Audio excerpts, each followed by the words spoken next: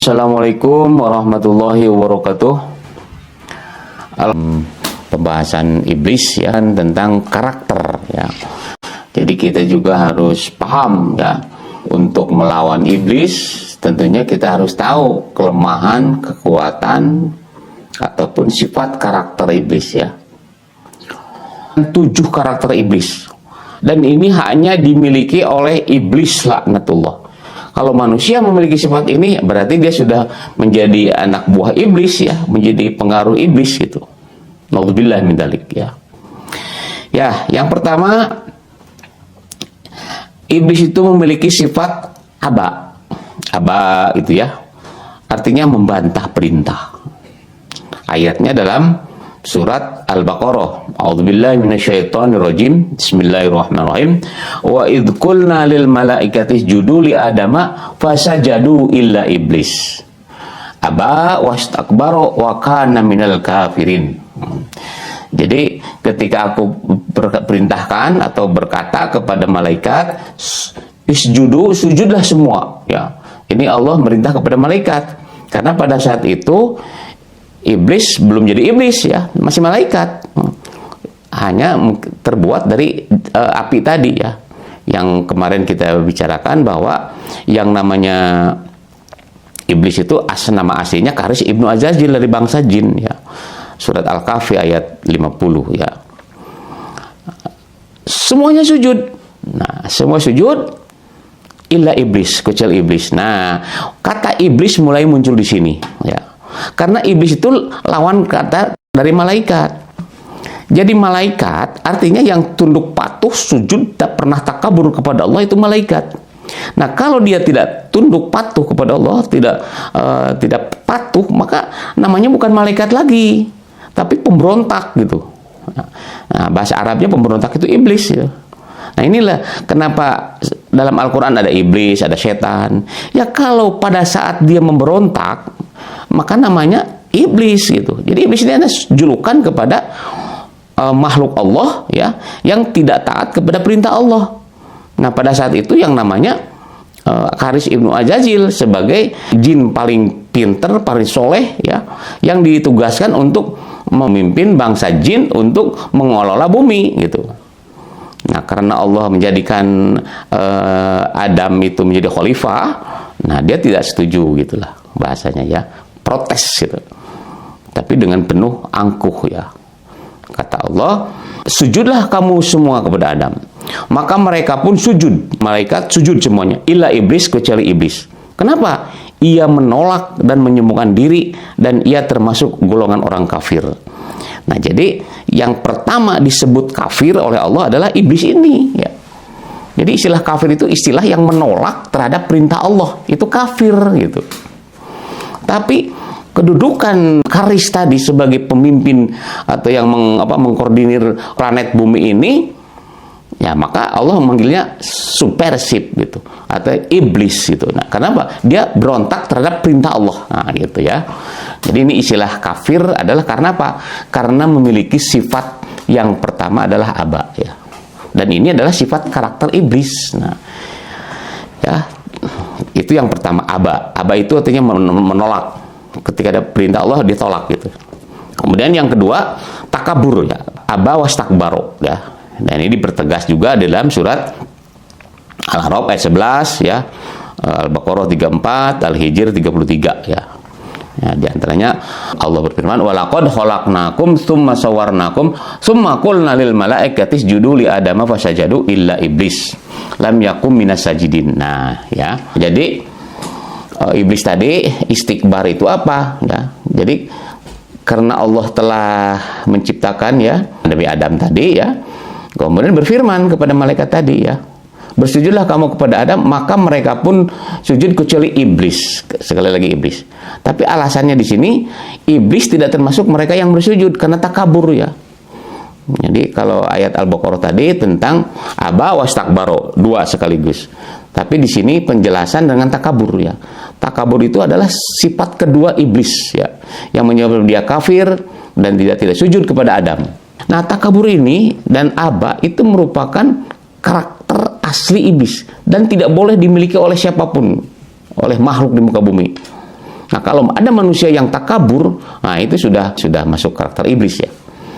Bagaimana Allah atau Rasulullah bersabda ya tentang takabur ini, kalau kita memiliki sifat takabur, tidak akan masuk surga, kata Allah ya. Mayadhul jannah, la yadhul jannah, tidak akan masuk surga seorang hamba apabila dalam hatinya ada sebesar zarah pun takabur. Ya, jadi takabur itu adalah karakter iblis ya, yang tidak boleh atau jangan sampai dimiliki oleh manusia. Kalau manusia memiliki takabur, ya itulah karakter iblis ya. Dan untuk takabur itu manusia banyak ya. Karena jabatan bisa takabur, karena harta bisa takabur, karena kegagahan, kegantengan itu bisa takabur. Itu karakter iblis sebenarnya. Jadi kalau manusia ada yang bersifat gini, itu iblis sebenarnya ya. Karakter iblis lah gitu. Nah, kita dan Allah memberikan perintah kepada kita ya lewat Rasulnya, itu kita sholat. Dalam sholat itu setiap gerakan itu ada takbir, Allahu Akbar, Allahu Akbar, Allahu Akbar ya. Jadi dalam sholat itu setiap rakaat itu ada 5 kali takbir ya. Jadi kalau 1 rakaat ada 5, kalau 2 rakaat berarti 10. Nah, kalau misalnya 17 rakaat berarti 55. Itu dalam sholat itu, dalam sehari semalam kita nyebut Allahu Akbar minimal. Seorang muslim minimal itu harus menyebutkan Allahu Akbar. Nah, salah satu di antaranya itu untuk menyatakan bahwa Allah Maha Besar. Yang berhak bertakabur itu hanya Allah gitu. Manusia tidak, karena apapun yang dimiliki oleh manusia itu hanya amanat kok, bukan hasil dia. Mengatakan saya kaya, memang saya usaha saya. Iya memang usaha saya, tapi memberi kekayaan itu Allah.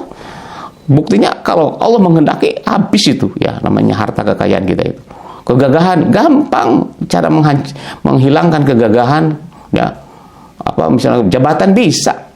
Jabatan itu tidak abadi itu ya, tidak abadi. Nah, jadi tidak boleh ya takabur ya, takabur. Itu yang kedua ya. Kemudian yang ketiga, al-hikdu. Jadi sifat atau karakter iblis ya, setan. Itu yang ketiga adalah al-hikdu. Al-hikdu itu artinya dendam ya. Jadi firman dalam Al-Quran, qala fa bima aghwaytani la'aqudanna lahum siratakal mustaqim. Karena engkau telah menghukum aku tersesat, pasti aku akan selalu menghalangi mereka dari jalanmu yang lurus. Nah, itu kan dendam itu. Jadi dia karena tadinya jadi penguasa gitu, tiba-tiba diturunkan oleh Allah jabatannya, diganti sama Adam. Wah, itu dendam itu. Dendam itu. Bagaimana caranya? Dia menghancurkan Adam ini. Gara-gara Adam ini saya dikutuk oleh Allah. Ya. Makanya dia itu pertama bagaimana cara menjerumuskan Adam. Dan bisa itu ya. Adam digoda itu. Yang cerita tentang pohon khuldi itu ya. Yang kemarin kita bercerita itu tentang pohon khuldi. Jadi iblis tadi berusaha agar satu, umat manusia sesat karena dia berusaha untuk menyesatkan manusia. Itu catat itu ya, sifat dendamnya iblis itu. Jadi kalau kita manusia memiliki sifat dendam, itu adalah karakter iblis. Artinya dia dari pasukan iblis itu orang yang dendam ya. Dendam sejarah, dendam itu sejarah. Terjadi peperangan itu bisa saja karena dendam ya, dendam dikalahkan maka harus menang terus saja gitu ya. Banyak yang korban karena dendam ya. Nah, itu yang ketiga ya, sifat iblis yang ada, yaitu al-hikdu, dendam. Pasti aku akan selalu menghalangi mereka dari jalanmu yang lurus. Itu bahasa-bahasa dendamnya ya. Nah, kemudian yang keempat sifat iblis yaitu adalah al-hasad ya. Hasad itu iri dengki. Kalau dalam Al-Quran ya hasud saja ya. Kalau di dalam bahasa Indonesia ada iri dan dengki ya. Jadi iri itu adalah tidak senang melihat orang senang, tidak suka orang berhasil. Itu iri namanya ya. Nah, apakah iblis memiliki sifat ini? Nah, memang ini sifat iblis ya. Kemudian pasti aku akan datangi mereka dari depan, dari belakang dan seterusnya ya, dari kiri mereka, dan engkau tidak akan mendapati kebanyakan mereka bersyukur. Nah, ini adalah salah satu ya sifat iblis Kalau tadi yang pertama ya dendam, kalau ini adalah iri ya. Ketika Nabi Adam masih di surga, wah itu iri itu ya. Enak aja dia katanya begitu ya. Padahal itu kan kehendak Allah. Nabi Adam juga bukan keinginan dia, tapi atas kehendak Allah gitu ya. Dalam ayat lain Allah berfirman ya, arataka hadzal ladzi karramta alaila in akhortan ila yaumil qiyamah la ahtanikanna dzurriyyatahu illa qalila. Ini berkata, terangkanlah kepadaku inikah yang engkau muliakan daripadaku, sekiranya engkau memberi waktu kepadaku sampai kiamat, pasti akan aku sesatkan keturunannya ya. Jadi bagaimana dia hasutnya itu ya, digoda, dia apa itu ya, itu sifat iri dengki kepada manusia yang memiliki kemuliaan oleh Allah Subhanahu wa taala. Kemudian yang kelima ya, iblis juga memiliki sifat senantiasa mengajak kepada keburukan. Dia merayu bagaimana cara Adam keluar dari surga. Karena dia iri, hasut, ya, dendam, macam-macam gitu. Nah, kemudian setan membisikkan pikiran jahat kepada mereka agar menampakkan aurat mereka selama ini tertutup. Dan setan tadi berkata, Tuhanmu hanya melarang kamu berdua mendekati pohon ini agar kamu berdua tidak menjadi malaikat dan tidak menjadi orang kekal. Kan itu nama holy kan bukan dari Allah ya, tapi dari iblis tadi. Nah sekarang ada pertanyaan, apa bedanya di sini di ayat ini Allah bicara setan ketika membisikkan. Nah ini maksudnya. Jadi julukan setan, julukan iblis itu karena kelakuannya. Kenapa disebut iblis? Karena dia itu berontak terhadap Allah gitu. Takabur, sombong, berontak terhadap Allah. Nah ketika dia menggoda manusia, maka namanya bukan iblis lagi. Apa? Namanya setan. Nah, jadi setan itu adalah yang senantiasa mengajak kepada keburukan. Kalau manusia ada yang memiliki sifat ini ya setan ya. Nah ini kata Allah minal jinnati wan nas, dari bangsa manusia ya.